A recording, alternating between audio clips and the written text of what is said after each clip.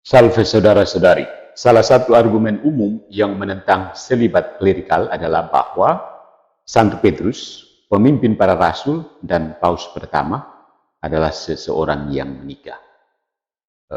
Dan kitab suci juga mengacu pada ibu mertua Petrus. Dalam Matius bab 8 ayat 4-15, dan Santo Paulus merujuk pada Petrus dengan nama asli Aramnya Kefas, membela otoritas apostoliknya dalam sebuah ayat yang biasanya diterjemahkan seperti ini.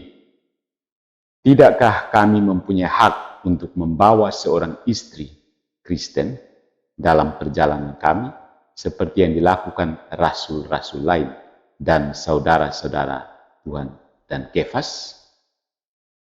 1 Korintus bab 9 ayat 5 ya. Pada satu God question mengambil posisi Protestan yang cukup standar dalam memandang dua kalimat dari Perjanjian Baru ini sebagai bukti bahwa Santo Petrus menikah pada masa apostolik, zaman kerasulan. Dan ini bagi dia membatalkan praktik selibat imam Katolik. Ya. Dari fakta bahwa beberapa murid telah menikah, kita dapat menyimpulkan bahwa imam berhak menikah dan bahwa doktrin Katolik Roma, pendeta berhak menikah dan bahwa doktrin Katolik Roma tentang selibat imam bertentangan dengan teladan para rasul. Petrus diklaim oleh umat Katolik Roma sebagai kepala gereja dan paus, menurut pandangan mereka adalah penerus rasul ini. Namun mereka berpendapat bahwa pendeta atau imam menikah adalah tindakan yang salah. Jika itu benar, mengapa Kristus tidak langsung menolak Petrus menjadi rasul karena mempunyai istri?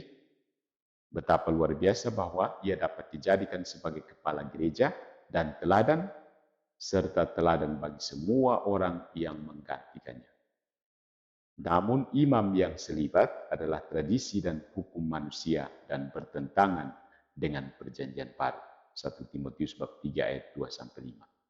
Akhirnya kita dapat menyimpulkan bahwa misionaris menikah dan membawa istri mereka ke ladang misi juga dapat diterima.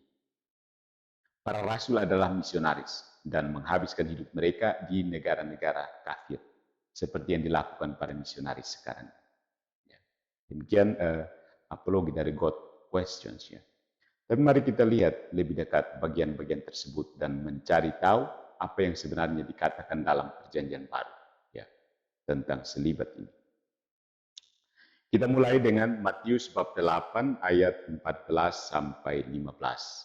Dan ketika Yesus masuk ke rumah Petrus, dilihatnya ibu mertuanya terbaring sakit karena demam. Dia menyentuh tangannya dan demamnya pun hilang. Lalu dia bangkit dan melayani dia. Ada dua hal yang muncul. Pertama, meskipun ibu mertua Petrus disebutkan, tidak ada istri yang masih hidup yang disebutkan di sini. Atau dimanapun dalam perjanjian baru. Faktanya kita tidak menemukan satupun dalam perjanjian baru yang menyebutkan siapa saja yang diduga sebagai istri para rasul. Ya. Ini adalah kelalaian yang agak mengejutkan ya. Yang lebih mengejutkan adalah kenyataan bahwa ibu mertua Petrus yang baru sembuh adalah orang yang akhirnya melayani Yesus di rumah Petrus. Jika Santo Petrus mempunyai istri yang masih hidup, di mana dia? Sibuk main TikTok kah? Sehingga ibunya meninggal, ibunya sakit, dia tidak ada. Lalu bagaimana dengan 1 Korintus bab 9 ayat 5? Nah, ada dua hal penting yang perlu diperhatikan. Pertama, seperti dicatat oleh Karl Keating dan yang lainnya, bahasa Yunani ini ambigu. Santo Paulus menyebut Petrus dan yang lainnya memiliki wewenang untuk memiliki adelphen ginaika. Ya. Kata pertama adalah saudari adelphen yang dipahami dalam arti rohani. Kata kedua berarti istri atau wanita. Ya, mungkin mengenali awal kata gin ya dari bahasa Inggris gineka. Jadi Paulus sedang mengatakan bahwa Petrus dan yang lainnya bepergian dengan istri-istri yang beriman atau bahwa mereka bepergian bertraveling dengan wanita-wanita beriman yang melayani mereka. Kenapa ini penting? Karena ayat yang diduga menggambarkan status perkawinan Petrus ini berasal dari sebuah ayat tentang keuangan dan kompensasi materi. Kita membaca seluruh bagian dari ayat itu dan kita akan melihat mengapa banyak pakar, Bible scholar, berpendapat bahwa ayat tersebut sama sekali tidak mengacu pada istri. 1 Korintus bab 9 ayat 3-12. Mari kita baca ya. Inilah pembelaanku terhadap mereka yang mengeritik aku. Tidakkah kami mempunyai hak untuk makan dan minum? Tidakkah kami mempunyai hak untuk membawa seorang istri Kristen dalam perjalanan kami seperti yang dilakukan rasul-rasul lain dan saudara-saudara Tuhan dan Kefas? Atau hanya aku dan Barnabas sajakah yang tidak mempunyai hak untuk dibebaskan dari pekerjaan tangan? Siapakah yang pernah turut dalam peperangan atas biayanya sendiri? Siapakah yang menanami kebun anggur dan tidak memakan buahnya? Atau siapakah yang menggembalakan kawanan domba dan yang tidak minum susu domba itu? Apa yang kukatakan ini bukanlah hanya pikiran manusia saja. Bukankah hukum Taurat juga berkata-kata demikian? Sebab dalam hukum Musa ada tertulis, janganlah engkau memberangus mulut lembu yang sedang menyirik. Lembukah yang Allah perhatikan? Atau kitakah yang ia maksudkan? Ya, untuk kitalah hal ini ditulis, yaitu pembajak harus membajak dalam pengharapan dan pengirik harus mengirik dalam pengharapan untuk memperoleh bagiannya. Jadi, jika kami telah menaburkan benih rohani bagi kamu, berlebih-lebihankah kalau kami menuai hasil duniawi daripada kamu? Kalau orang lain mempunyai hak untuk mengharapkan hal itu daripada kamu, bukankah kami mempunyai hak yang lebih besar? Tetapi kami tidak mempergunakan hak itu. Sebaliknya, kami menanggung segala sesuatu supaya jangan kami mengadakan rintangan bagi pemberitaan Injil Kristus. Jadi Santo Paulus membela haknya sebagai seorang rasul untuk mendapatkan kompensasi materi atas pekerjaannya. Meskipun dia menunjukkan bahwa dia tidak benar-benar memanfaatkan hak ini. Kisah para Rasul bab 18 ayat 3 mengungkapkan bahwa Paulus bekerja sebagai seorang pekerja pembuat tenda ya. Di tengah-tengah pernyataan ini dia melakukan satu di antara beberapa hal lainnya itu. Salah satu teori yang diasumsikan oleh sebagian besar umat Protestan, orang Protestan adalah bahwa dia kemudian membuat pernyataan tambahan bahwa para rasul juga diperbolehkan untuk memiliki istri, meskipun dia tidak. Namun kemungkinan lainnya adalah bahwa dia menunjukkan suatu jenis kenyamanan materi yang spesifik, bahwa ada wanita-wanita beriman yang merawat para rasul. Seperti yang kita dengar dalam Lukas 8 ayat 1-3 ya.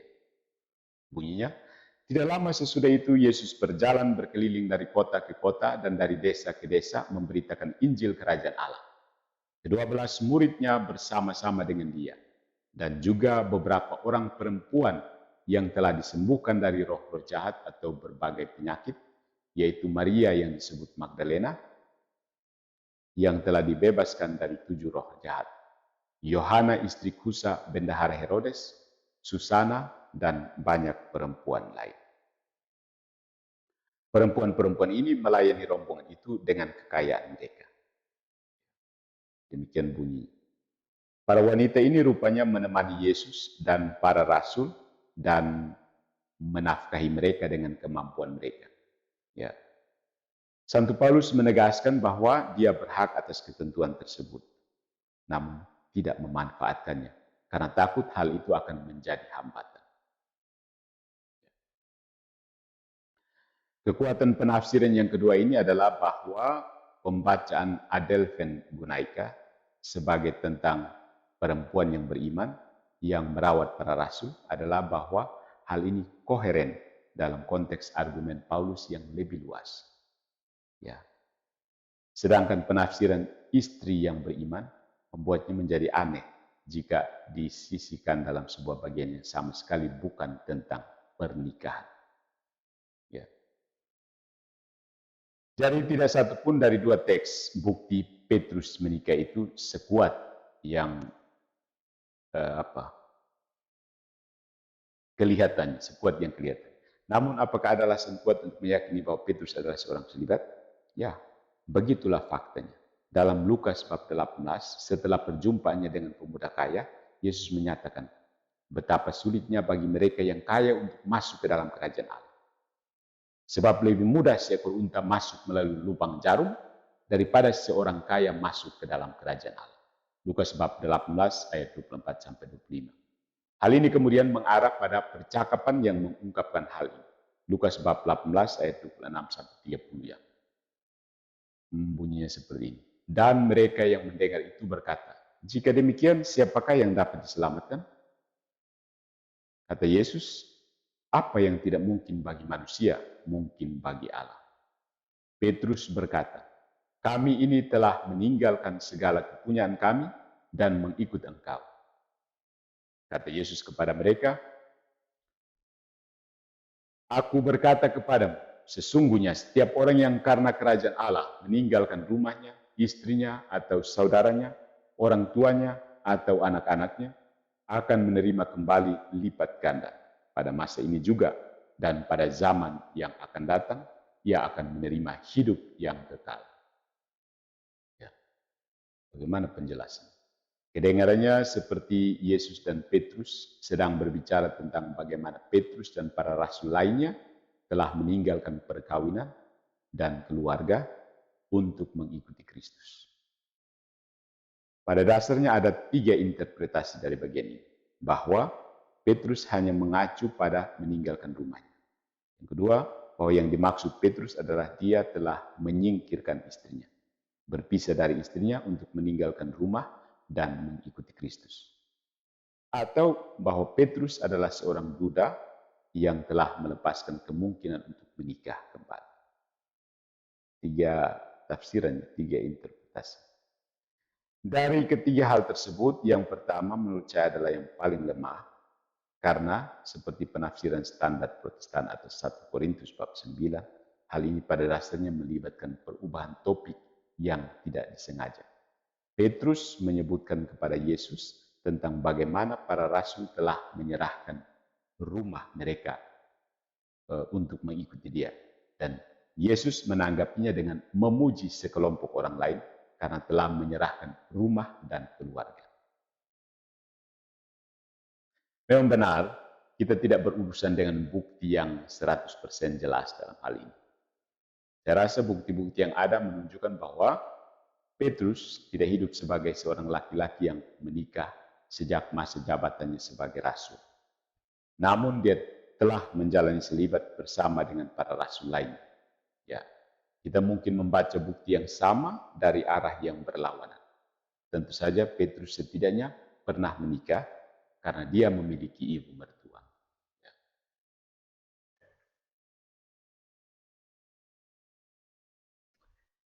Penting juga untuk diperhatikan bahwa gereja Katolik tidak mengklaim selibat sebagai dogma ya, bukan. Entah para rasul adalah imam yang menikah atau tidak, pastinya ada dan memang ada imam menikah yang luar biasa dalam gereja Katolik, extraordinary maksudnya. Gereja Katolik di Barat memilih untuk menabiskan imam hanya bagi pria yang belum menikah dan berjanji untuk hidup selibat.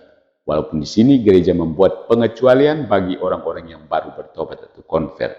Misalnya, imam Anglikan yang punya istri masuk ke dalam gereja Katolik, tetap membawa istrinya sebagai imam Katolik. Jika Yesus dan Santo Paulus benar bahwa selibat adalah tingkat kehidupan tertinggi, Matius bab 19 ayat 10-12, 1 Korintus bab 7 ayat 8-9, ayat 32-34, maka gereja tidak akan merasa menyesal atas pilihan ini. Namun meskipun gereja mempunyai hak untuk melakukan hal ini, dia tidak memiliki keharusan untuk melakukannya. Jadi kita tidak ingin membesar-besarkan bukti atau pentingnya bukti tersebut. Kita tidak berargumentasi bahwa 100% pasti bahwa para rasul adalah orang-orang yang hidup selibat demi kerajaan Allah, Matius bab 19 ayat 12, atau bahwa ini berarti bahwa hanya orang-orang yang hidup selibat yang boleh ditabiskan. Ya. Saya hanya berpendapat bahwa meskipun terlihat di permukaan, bukti-bukti Alkitab menunjuk ke arah selibat apostolik. Ya, kelihatan di permukaannya mendukung tidak selibat, tapi justru bukti-bukti Alkitab menunjuk ke arah selibat apostolik. Salve.